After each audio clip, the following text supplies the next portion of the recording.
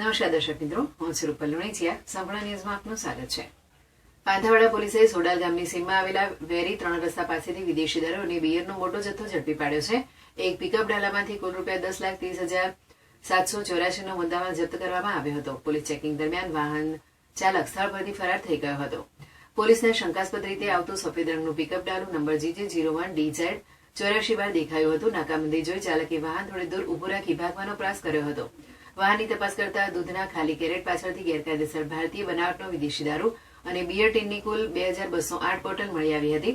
જપ્ત કરાયેલા દારૂની બજાર કિંમત ₹5,30,786 આંકવામાં આવી છે. પિકઅપ વાહનની કિંમત ₹5 લાખ ગણીને કુલ ₹10,30,786નો મુદ્દામાલ કબજે કરાયો છે. આ કાર્યવાહી બનાસકાંઠા જિલ્લાના દારૂના ગેરકાયદેસર વેચાણ અને હેરાફેરીને સંપૂર્ણપણે બંધ કરવા માટે ઉચ્ચ અધિકારીઓની કડક સૂચનાના ભાગરૂપે કરવામાં આવી હતી.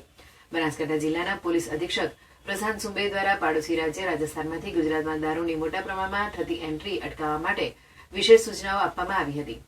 પાલનપુર વિભાગના નાયબ પોલીસ અધિક્ષક ડોક્ટર JJ ગામિતના માર્ગદર્શન હેઠળ પાંથાવાડા પોલીસ સ્ટેશન દ્વારા આ સફળ રેડ હાથ ધરવામાં આવી હતી. આ કાર્યવાહીમાં police inspector MB Barad, police constable Amalatbhai Hathibhai, police constable Narsinhbhai Nagjibhai, police constable Vikramsinh Jabarsinh અને તેજસભાઈ મોતીભાઈ સહિતની ટીમ સામેલ હતી. પાંથાવાડા પોલીસે ફરાર થયેલા અજાણ્યા ચાલક વિરુદ્ધ પ્રોહિબિશન એક્ટ હેઠળ ગુનો નોંધી વધુ તપાસ હાથ ધરી છે.